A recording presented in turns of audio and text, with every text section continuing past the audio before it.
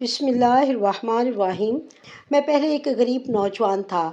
پڑھ لکھ کر ایک سرکاری نوکری حاصل کی تو حالات بدل گئے۔ روزانہ آفس سے گھر جاتے ہوئے مجھے ایک بوڑھی عورت غبارے بیچتی ہوئی سڑک پر نظر آتی۔ ایک دن آدھی رات کو شدید ٹھنڈ میں وہ سڑک پر بیٹھی تھی۔ میں اسے کہنے لگا، اماں میں تمہیں گھر چھوڑ دیتا ہوں۔ وہ میری بڑی سی گاڑی میں بیٹھ گئی، لیکن بار بار دوپٹے سے آنکھیں صاف کرتی۔ میں حیران تھا کہ کیا ماجرا ہے۔ پھر کئی دن تک وہ مجھے سڑک پر دکھائی نہ دی۔ ایک دن اس بوڑھی عورت کا حال پوچھنے اس کے گھر گیا تو میرا کلیجہ پھٹ گیا، کیونکہ اس بوڑھی عورت کی ظالم بہو اسے مجھے یاد ہے کہ میں نے اس بوڑھی عورت کو لفٹ دی تھی اور وہ پورے راستے روتی رہی تھی۔ میں نے پوچھا کہ کیا بات ہے تو کہنے لگی کہ میری آنکھیں خراب ہیں، اس لیے بار بار آنکھوں میں پانی آ جاتا ہے۔ تو میں نے کہا کہ ٹھیک ہے اور دوبارہ اس بات کی طرف دھیان نہیں دیا۔ لیکن کچھ دن سے وہ کہیں غائب تھی۔ مجھے بہت فکر ہونے لگی۔ میں اس کے گھر چلا گیا، یہ سوچ کر کہ ہو سکتا ہے بوڑھی عورت کسی مصیبت میں ہو، لیکن جب گھر پہنچا وہ سامنے کا منظر دیکھ کے حیران رہ گیا، کیونکہ اس بوڑھی عورت کی بہو نے اسے زنجیر میرا نام پرویز ہے۔ میری پیدائش ایک ایسے گھرانے میں ہوئی جہاں غربت نے ڈیرے ڈال رکھے تھے۔ لوگوں نے میرے پیدا ہونے پر خوب خوشیاں منائیں کہ بیٹا ہوا ہے، نسل چلے گی، کفن دفن کا سہارا بنے گا، بڑھاپے کا سہارا ہوگا۔ لیکن جس گھر میں چولہا دن میں ایک وقت جلتا ہو، جہاں ماں باپ کو خود کے کپڑے سالوں تک نئے نہ ملے ہوں، وہاں بیٹے کی خوشی بس لمحاتی ہوتی ہے، کیونکہ جلد ہی حقیقت کی دھند میں سب جذب ہو جاتا ہے۔ مجھے کچھ ہوش آیا تو سب سے پہلے یہ بات سننے کو ملی کہ تیری ماں ایک بدکردار عورت تھی، اس نے تیرے باپ کو دھوکہ دیا، اسی لیے اسے طلاق دے کر نکال دیا گیا۔ یہ سن کر مجھے نہ ماں کی کمی کا دکھ ہوتا، نہ اس سے نفرت جنم لیتی، بس ایک خاموشی سی اندر اترتی جاتی، کیونکہ جسے دیکھا ہی نہ ہو، جس کی ممتا کبھی محسوس نہ کی ہو، اس کے لیے دل میں کوئی جذبہ پنپتا ہی نہیں۔ میں نے جب بھی اپنے باپ کو دیکھا، وہ گھر میں مختلف عورتوں کے ساتھ بیٹھے ہوئے، ان کے کہکے شراب کی خوشبو اور چرس کی بدبو میرے بچپن کے روزمرہ کا حصہ بن گئے تھے۔ میرے باپ کو نہ میرے اسکول کی پرواہ تھی، نہ کپڑوں کی، نہ کتابوں کی۔ ان کی زندگی کا ایک ہی مقصد تھا، عیاشی، اور جو تھوڑا بہت پیسہ کماتے وہ انہی عورتوں پر لٹا دیتے۔ کئی بار مجھے ان کی باتوں سے لگا کہ شاید وہ کسی عورت کے ساتھ وفادار ہو جائیں گے، لیکن ہر عورت کے جانے کے بعد کوئی نئی آ جاتی تھی اور میں اپنی ہی نظروں میں چھوٹا ہوتا جاتا۔ جب عمر کچھ اور بڑھی اور مجھے پڑھائی کے اخراجات خود اٹھانے پڑے تو میں نے محنت مزدوری شروع کر دی۔ کبھی ہوٹل پر برتن دھوتا، کبھی کسی دکان پر سامان اٹھاتا۔ تب میرے اندر کچھ سوال ابھرنے لگے کہ میرے باپ کو حق کس نے دیا کہ وہ میری ماں کو بدکردار کہے، جبکہ وہ خود ہر روز کسی نئی عورت کے ساتھ راتیں گزارتے ہیں۔ میں نے ایک دن ان سے کہہ بھی دیا کہ اگر میری ماں کردار کی بری تھی تو آپ کا کردار کس کھاتے میں آتا ہے؟ آپ جن عورتوں کو اس گھر میں لاتے ہیں وہ آپ کی کچھ نہیں لگتی، پھر بھی آپ ان کے ساتھ وہ سب کچھ کرتے ہیں جو صرف میاں بیوی کے بیچ ہونا چاہیے۔ میرے باپ نے ہنستے ہوئے کہا کہ تیری ماں نے مجھے دھوکہ دیا تھا، اسی لیے میں دنیا سے بدلہ لے رہا ہوں۔ اس کی بے وفائی کا بدلہ میں ہر عورت سے لے رہا ہوں اور آخر دم تک لیتا رہوں گا۔ میں نے انہیں کہا کہ اگر راستے میں ایک پتھر سے ٹھوکر لگے تو بندہ خود پتھر نہیں بن جاتا۔ میرے باپ کو میری یہ بات بہت بری لگی، وہ ناراض ہو گئے۔ ہمارے درمیان ایک سرد جنگ شروع ہو گئی، بات چیت ختم ہو گئی۔ میں صرف اپنے کمرے میں رہتا اور وہ اپنی محفلوں میں۔ ایک رات ہم دونوں میں بہت سخت جھگڑا ہوا۔ میں نے ان پر ہاتھ اٹھانے کی بھی کوشش کی، لیکن وقت نے بیچ میں آ کر بچا لیا، اور پھر وہ رات ایسی گزری کہ صبح جب میں اٹھا تو دیکھا کہ میرے باپ کے کمرے کا دروازہ بند ہے۔ میں نے کئی بار آواز دی، کوئی جواب نہ ملا۔ دروازہ کھولا تو وہ بستر پر بے حس و حرکت پڑے تھے اور ان کے ہاتھ میں ایک پرانا سا لاکٹ تھا۔ میں نے وہ لاکٹ اٹھایا تو اس میں میری ماں کی ایک تصویر تھی۔ میں ساکت رہ گیا، میرے اندر جیسے سب کچھ تھم سا گیا ہو۔ وہ شخص جس نے پوری زندگی میری ماں کو برا بھلا کہا، اس کی تصویر کو آخری وقت میں سینے سے لگائے مرا تھا۔ مجھے یقین نہیں آ رہا تھا کہ جو شخص ساری زندگی عورتوں کو صرف जिस्म के तौर पर देखता रहा। इसके दिल में अब भी किसी के लिए एहसास बाकी था। मैं ये सोचने लगा कि क्या वाकई मेरी माँ बुरी थी, या ये सब सिर्फ मेरे बाप की खुदगर्जी थी। क्या मेरी माँ सच में बेवफा थी, या वो किसी साजिश का शिकार हुई। मैंने लाख कोशिश की किसी से कुछ जानने की, लेकिन हर बार बस इतना ही सुनने को मिला कि वो औरत अच्छी नहीं थी। मेरे सवाल सवाल ही रह गए। मैंने वो लॉकेट अपने पास रख लिया और अपने दिल में माँ की एक नरम सी तस्वीर बनानी शुरू कर दी। मैंने फैसला किया कि अब मैं अपनी ज़िंदगी को अपनी मर्ज़ी से जीऊँगा, ना किसी को इल्ज़ाम दूँगा, ना किसी के कहे पर आँख बंद करके यकीन करूँगा। मैंने दोबारा अपनी पढ़ाई की तरफ तवज्जो दी, सख्त मेहनत करने लगा, दिन को मज़दूरी करता, रात को पढ़ता। मेरे अंदर एक जुनून पैदा हो चुका था कि मुझे खुद को साबित करना है। मुझे इस गरीब और बदनाम माजी से निकलकर अपनी पहचान बनानी है। मेरी माँ कौन थी, क्या थी, ये सवाल अपनी जगह, लेकिन मैं अब सिर्फ ये सोचता कि मुझे खुद को ऐसा इंसान बनाना है जिस पर ना कोई उंगली उठाए, ना कोई सवाल करे, क्योंकि मेरी असल पहचान अब मेरी मेहनत और किरदार होगी, ना कि मेरे बाप की अय्याशियाँ और माँ की गैर मौजूदगी। भलाखिर मेरी बरसों की मेहनत रंग ले आई थी और मुझे एक अच्छी खासी सरकारी नौकरी मिल चुकी थी। अब मेरी ज़िंदगी बदल चुकी थी। मेरे पास सरकारी गाड़ी भी थी और रहने के लिए सरकारी क्वार्टर भी, जो मुझे दफ्तर के करीब ही मिला था। क्वार्टर एक ऐसी जगह पर वाक़या था जहाँ से मेन रोड बिल्कुल सामने दिखाई देता था। मैं रोज़ सुबह दफ्तर के कामों में मसरूफ़ हो जाता, शाम को बालकनी में खड़ा होकर सड़क पर आती जाती जिंदगी को देखता रहता था। यही मंजर मेरे दिन की थकन उतारने का जरिया बन गया था। इस मेन रोड पर आम लोगों को छोटे मोटे कारोबार करने की इजाज़त नहीं थी, क्योंकि वो सड़क सरकारी थी और वहाँ पर सफाई सुथराई का ख़ास इंतज़ाम था। पुलिस वालों को हदायत दी गई थी कि किसी को भी वहाँ फल, सुपारी या खाने पीने की चीज़ें बेचने की इजाज़त ना दी जाए। लेकिन इस सारे मंजर में एक अजीब बात थी। एक बूढ़ी औरत जो हमेशा एक छोटा सा थैला उठाए खड़ी होती थी और गुब्बारे बेचती थी। ना इसके पास दुकान थी, ना छतरी, ना ही कोई साया। वो सिर्फ एक दरख्त के नीचे खड़े होकर अपने रंग बिरंगे गुब्बारे बच्चों को बेचती थी और पूरे दिन की कमाई लेकर शायद रात को किसी कोने में जाकर आराम करती थी।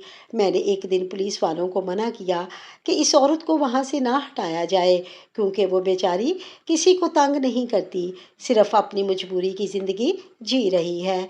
एक सिपाही ने कहा कि सर, सबको हमने हटा दिया है, अगर आप कहें तो इसको भी हटा देते हैं। तो मैंने कहा कि नहीं, इसको मत हटाओ, ये तो बेज़रर सी औरत है, ना शोर करती है, ना गंदगी फैलाती है। शायद किसी की माँ है जो गुर्बत के हाथों मजबूर होकर सड़क पर आ गई है। मैंने ये भी कहा कि अगर मेरी माँ होती तो मैं कभी भी इसे इस हाल में ना छोड़ता। वो कुछ भी थी, मगर मेरी माँ थी। मेरे बाप के साथ इसने जो भी किया हो, मेरे साथ तो कुछ नहीं किया था। मेरी माँ का मुझसे कोई ज़ाती झगड़ा तो ना था, लेकिन हकीकत तो ये थी कि मुझे आज तक अपनी माँ के बारे में कोई वाज़ेह बात मालूम ना हो सकी। रिश्तेदारों से जब पूछता तो सब चुप हो जाते और कहते कि तुम्हारे बाप और माँ के दरमियान का मामला था और तुम अभी बहुत छोटे थे। जिस दिन आधी रात को तुम्हारी माँ को निकाला गया, इस दिन से किसी ने इसका कुछ पता न चलाया और ना ही किसी ने इस बारे में दोबारा बात की। मुझे बस ये पता था, मेरी माँ का नाम लेने की इजाज़त नहीं दी। वो हर बार यही कहते कि वो बेवफा औरत थी, वो किसी के काबिल नहीं थी। और मैंने इसी दिन फैसला किया था, इस औरत को सड़क पर गुब्बारे बेचने दूंगा, क्योंकि हो सकता है वो किसी का बिछड़ा हुआ प्यार हो, जैसे मेरी माँ थी। कभी कभार जब दिल बहुत भर आता या तन्हाई का एहसास ज़्यादा बढ़ जाता, तो मैं नीचे जाकर इस औरत से एक आध गुब्बारा खरीद लेता। हालांकि मेरे घर में कोई बच्चा नहीं था और ना ही इन गुब्बारों की मुझे कोई ज़रूरत थी। बस दिल चाहता था कि इसकी मदद की जाए। कभी कभी यूं ही इसके हाथ में कुछ पैसे थमा देता और वो खुश हो जाती। एक दिन मैंने नोट किया कि वो बूढ़ी औरत जब मुझे देखती तो चेहरे पर कुछ अजीब सा तासुर आ जाता, जैसे पहचानने की کوشش کر رہی ہو یا کچھ یاد کرنے کی، جیسے کسی بھولی ہوئی چیز کو یاد کرنے کی کوشش کرتا ہے۔ انسان ویسا ہی چہرہ بناتا ہے۔ میرے پاس میرے باپ کی ایک نشانی تھی جو مرنے سے پہلے انہوں نے پہنی ہوئی تھی، اور وہ نشانی ایک لاکٹ تھا جو اب میں خود پہنتا تھا۔ یہ لاکٹ میری ماں کا تھا، ایک چھوٹا سا سادہ مگر خوبصورت لاکٹ جسے دیکھ کر کوئی یہ نہیں کہہ سکتا تھا کہ یہ صرف عورتیں پہنتی ہیں۔ مجھے یہ لاکٹ عزیز تھا کیونکہ شاید یہی وہ واحد چیز تھی جو مجھے میری ماں سے جوڑتی تھی۔ ایک دن بہت سردی تھی اور بارش بھی زوروں کی ہو رہی تھی۔ میں دفتر سے جلدی فارغ ہو گیا تھا اور گاڑی میں بیٹھنے ہی والا تھا کہ میری نظر ایک بار پھر اس بوڑھی عورت پر پڑی۔ وہ درخت کے نیچے کھڑی تھی اور اس کا جسم بارش سے بھیگ چکا تھا، کپڑے سردی اور بارش سے چپک چکے تھے اور وہ کانپ رہی تھی۔ ایسے موسم میں بچوں کا کیا کام ہوتا؟ سڑک پر نہ کوئی خریدار تھا نہ ہی کوئی گزرنے والا۔ میں اس کے قریب گیا اور پوچھا کہ کیا ہوا ماں جی، آپ یہاں کھڑی ہیں؟ تو اس نے میری طرف دیکھا اور لرزتی آواز میں کہا کہ بیٹا، بارش ہو گئی ہے، گھر جانا ہے، کوئی سواری نہیں مل رہی۔ میں نے کہا کہ آپ میرے ساتھ چلیں، میں آپ کو چھوڑ دیتا ہوں۔ پہلے تو وہ تھوڑا ہچکچائی اور انکار کرنے لگی، لیکن پھر میری شکل دیکھ کر کچھ دیر کے لیے ساکت ہو گئی اور آہستہ سے بولی، ٹھیک ہے۔ پھر وہ گاڑی میں بیٹھ گئی۔ راستے میں بار بار اپنی آنکھیں صاف کرتی رہی اور میں نے نوٹ کیا کہ بارش تو اب تھم چکی ہے اور گاڑی کا ماحول بھی گرم ہے، لیکن وہ بار بار اپنے دوپٹے کے پلو سے اپنی آنکھیں پونچھتی جاتی تھی۔ میں نے نرمی سے پوچھا کہ ماں جی، آپ کی آنکھوں میں کیا مسئلہ ہے؟ تو وہ بولی، بیٹا میری آنکھوں میں پرانا مسئلہ ہے، ان سے بار بار پانی آتا ہے۔ میں خاموش ہو گیا کیونکہ مجھے اس کی آواز میں درد محسوس ہوا۔ جب ہم اس کے گھر کے قریب پہنچے تو میں نے دیکھا کہ اس کا گھر بہت معمولی سا تھا، 2 کمروں پر مشتمل ایک پرانا سا مکان جس کی دیواریں نمی سے بھری ہوئی تھیں اور چھت ٹپکنے والی لگتی تھی۔ وہ اتر کر جلدی سے دروازے کے اندر چلی گئی اور مجھے ہاتھ اٹھا کر خدا حافظ کہا۔ میں گاڑی موڑ کر واپس آ گیا لیکن دل وہیں رہ گیا۔ نہ جانے کیوں اس عورت کے بارے میں میرے دل میں ایک عجیب سی انسیت پیدا ہو گئی تھی، جیسے وہ میری اپنی ہو، جیسے میں اس کا کچھ بن جاؤں۔ کچھ لمحے گزرے تو مجھے محسوس ہوا کہ میں بار بار اس کے بارے میں سوچتا ہوں۔ ہر وقت دل میں یہی خیال آتا کہ اب کہاں ہوگی، کیا کھایا ہوگا، کیا بارش میں بھیگی تو بیمار تو نہیں ہو گئی، کیا اسے دوا ملی ہوگی، کیا وہ اکیلی ہے یا کوئی ہے جو اس کا خیال رکھتا ہے۔ دل چاہتا تھا کہ میں اس کے لیے کچھ کروں، لیکن کیوں کرتا؟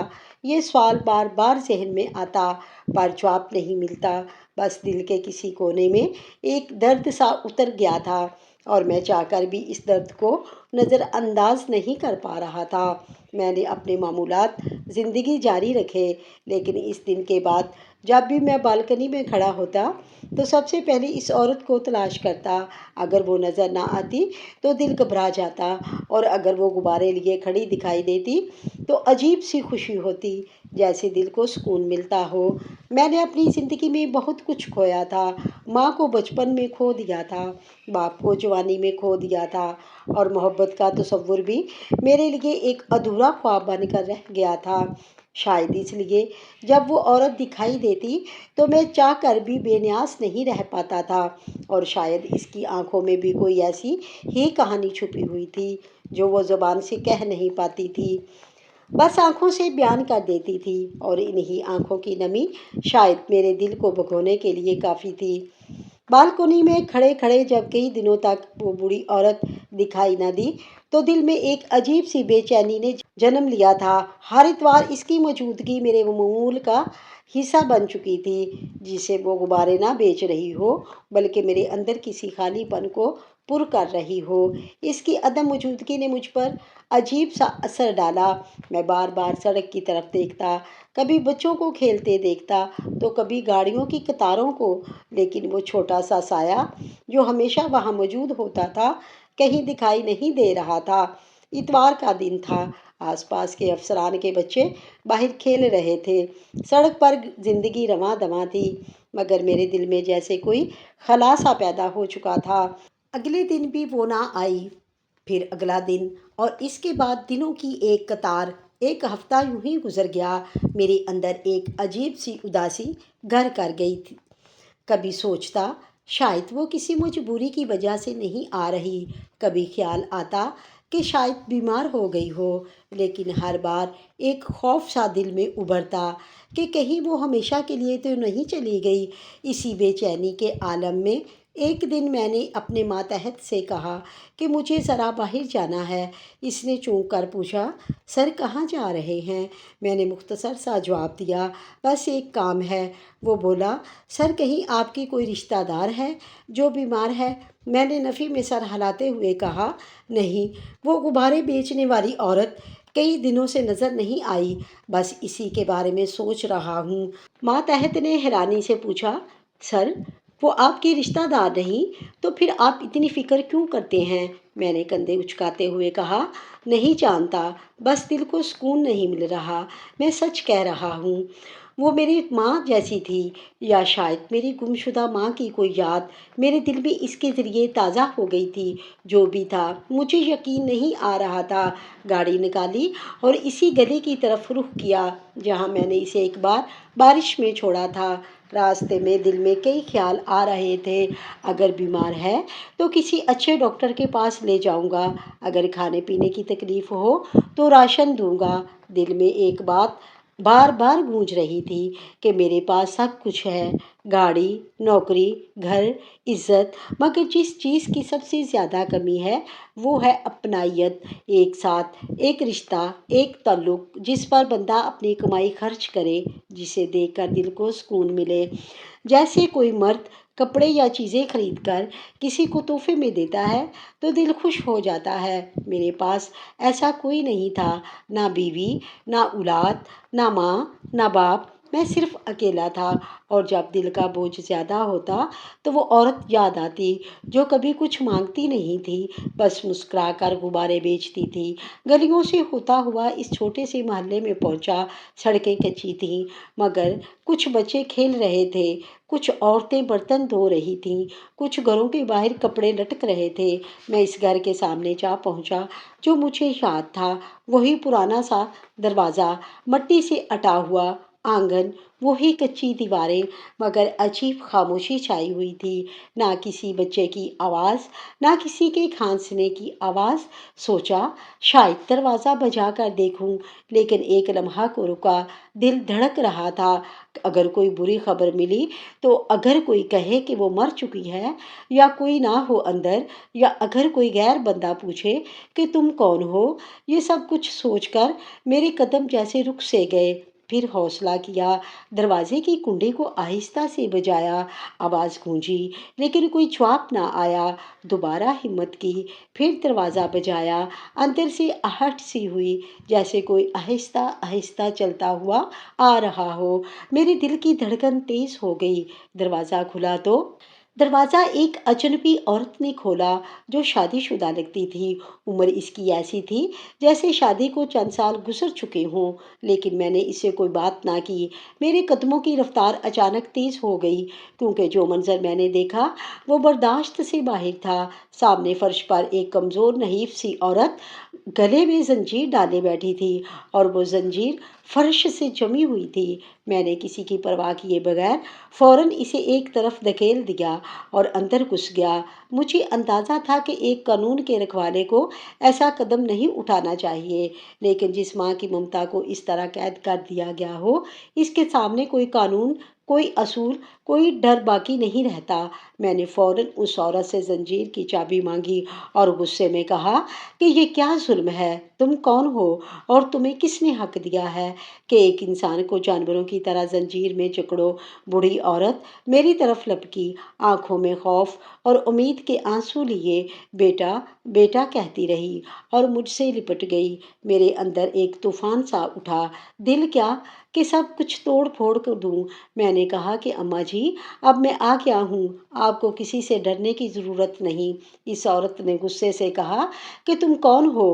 ہمیں جو مرضی کرنا ہے کریں، یہ پاگل ہے، ہمارے ساتھ بدتمیزی کرتی ہے، اس لیے اسے قابو میں رکھنے کا یہی طریقہ ہے۔ تمہیں تو میں پولیس کے حوالے کر دوں گی۔ تم کیسے اس گھر کے اندر آ گئے؟ تم اس کو یہاں سے نہیں لے جا سکتے ہو۔ کون تم؟ پتہ نہیں کہاں سے آئے ہو؟ بوڑھی عورت نے آہستہ سے کہا، بیٹا یہ میری بہو ہے، یہ مجھ پر بہت ظلم کرتی ہے، مجھے نوکرانی بنا دیا ہے، مجھے بچا لو میرے بچے۔ میں نے کہا، اماں جی آپ میرے ساتھ چلیں۔ یہ عورت آگے بڑھ کے بولی کہ تم اسے کہیں نہیں لے جا سکتے، تمہیں کس نے حق دیا ہے کہ ہمارے گھریلو معاملات میں مداخلت کرو؟ تم کون ہو؟ کہاں سے آئے ہو؟ جب اس نے یہ کہا تو میں چند لمحے چپ ہو گیا۔ واقعی میرے پاس کوئی قانونی جواز نہیں تھا کہ میں اسے اپنے ساتھ لے جا سکوں، لیکن تب اچانک اسی بوڑھی عورت نے اپنے گلے سے ایک لاکٹ نکالا جسے میں پہچانتا تھا، کیونکہ یہ وہی لاکٹ تھا جو میرے والد کے پاس تھا اور جس کے دو حصے تھے، ایک میرے والد کے پاس اور ایک ان کی زندگی کے کسی اور اہم انسان کے پاس ہوتا تھا۔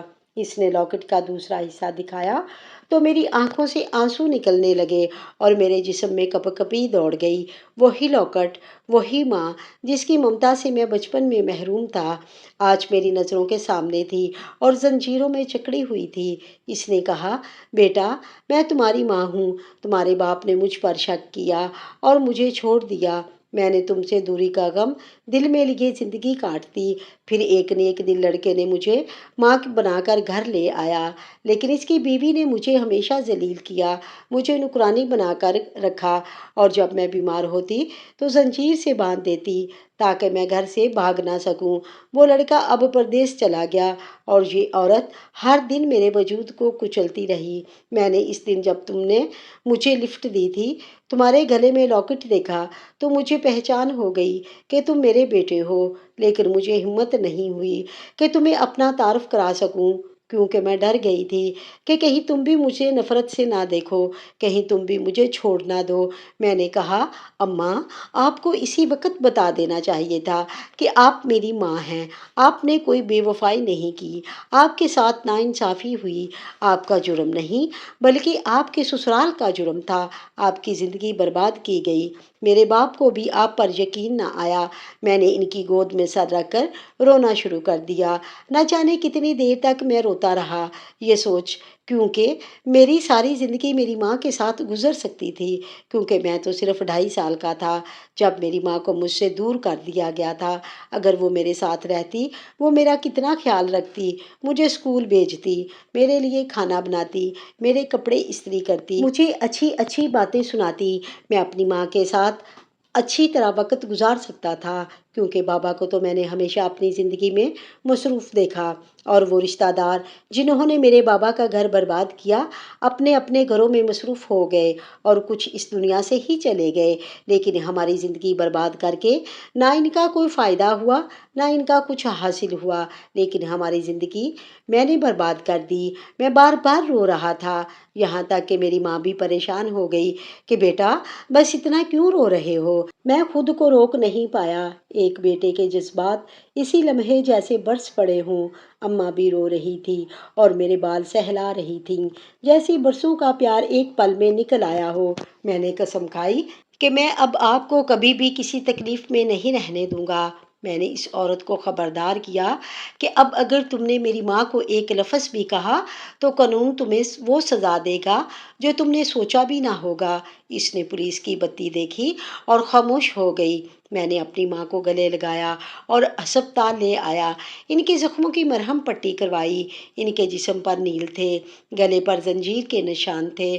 میں نے ایک لمحے کو آنکھیں بند کر کے اپنے رب سے معافی مانگی کہ میں اتنی دیر سے اپنی ماں کی مدد کو کیوں نہیں پہنچا، پھر انہیں اپنے گھر لے آیا اور ان کے لیے نیا کمرہ تیار کروایا۔ میری بہنوں نے جب اماں کو دیکھا تو ان کی آنکھوں میں بھی آنسو تھے۔ ہم سب نے مل کر اماں کا استقبال کیا اور میں نے ان سے کہا کہ اب آپ کا بیٹا آپ کے ساتھ ہے، کوئی آپ کو تکلیف نہیں دے سکتا۔ وہ دن میری زندگی کا سب سے اہم دن تھا جب ایک زنجیر میں جکڑی ممتا آزاد ہوئی تھی اور ایک بچھڑا ہوا بیٹا اپنی ماں کی گود میں سر رکھ کر سکون کا سانس لے پایا تھا۔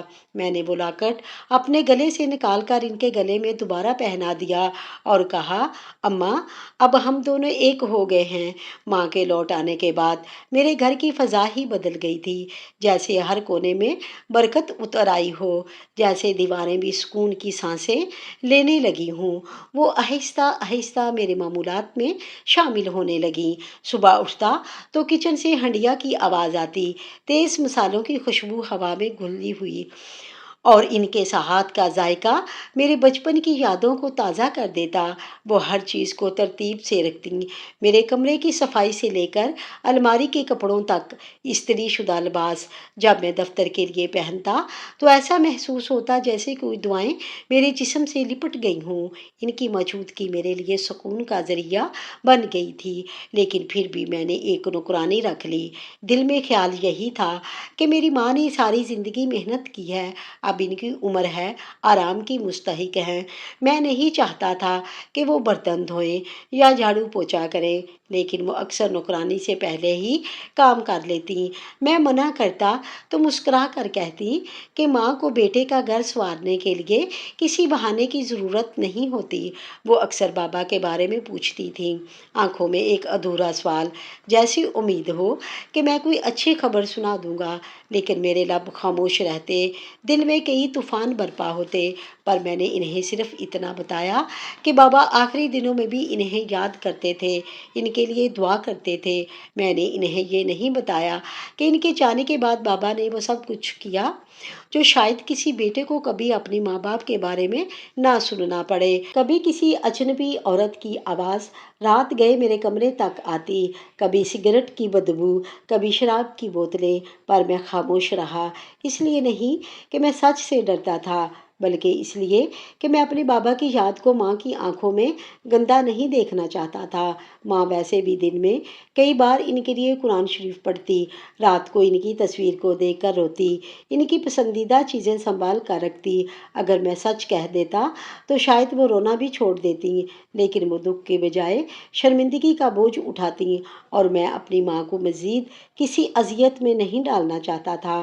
کچھ ماہ بعد میری ماں نے میرے لیے رشتہ تلاش کرنا شروع کر دیا۔ ان کے چہرے پر ایک عجیب اطمینان تھا، جیسے وہ مجھے مکمل ہوتا دیکھنا چاہتی تھیں۔ آخر کار انہیں ایک اچھی سی لڑکی پسند آ گئی، شریف، سادہ، پڑھی لکھی۔ جب میں نے اس لڑکی کو دیکھا تو دل مطمئن ہو گیا۔ نکاح ہوا، رخصتی ہوئی، ماں کی آنکھوں میں آنسو تھے، لیکن چہرے پر مسکراہٹ، جیسے برسوں کی تھکن کسی ایک لمحے میں اتر گئی ہو۔ گھر میں بیوی آئی تو وہ بھی ماں کے ساتھ دل سے گل مل گئی۔ میری ماں نے کبھی یہ محسوس نہ ہونے دیا کہ وہ نہیں ہے۔ وہ میری ماں کا خاص خیال رکھتی، ان کے ساتھ بیٹھ کر کھانا کھاتی، ان سے دعائیں لیتی، اور میری ماں کے چہرے پر اب پہلے سے زیادہ سکون آ گیا تھا۔ آج میرا گھر ہے، میری ماں ہے، میری بیوی ہے، اور میں جلد ہی باپ بننے والا ہوں۔ میں نے زندگی کو ہر رخ سے دیکھا ہے، محرومی، بدگمانی، تنگ دستی، اور اب خوشحالی۔ میں نے ماں کی خاموشی میں بھی سنا ہے کہ انہوں نے کبھی کسی کے خلاف بد دعا نہیں کی، انہوں نے ہمیشہ صبر کیا، دعا کی، خاموشی سے اپنی اذیت کو اللہ کے سپرد کر دیا۔ اور آج جب میں اپنے حال پر نظر ڈالتا ہوں تو یقین ہوتا ہے کہ اللہ انصاف ضرور کرتا ہے، دیر سے صحیح لیکن کرتا ضرور ہے۔ زندگی میں کچھ رشتے ایسے ہوتے ہیں جنہیں ہم وقت کی گرد میں دھندلا ہوا سمجھ لیتے ہیں، جن کے بارے میں سوچ کر ہم یہ فیصلہ کر لیتے ہیں کہ شاید اب ان کا کوئی مقام باقی نہیں رہا، لیکن حقیقت یہ ہے کہ وہ رشتے جو ہماری بنیاد ہوتے ہیں، وہ چاہے جتنے بھی آزمائے جائیں، وقت اور حالات کے تھپیڑوں سے گزر کر بھی قائم رہتے ہیں۔ ماں ایک ایسا ہی رشتہ ہے، ایک ایسی ہستی جو ہر الزام، ہر سازش، ہر تکلیف سہ کر بھی اولاد کے لیے سینہ تان کر کھڑی رہتی ہے۔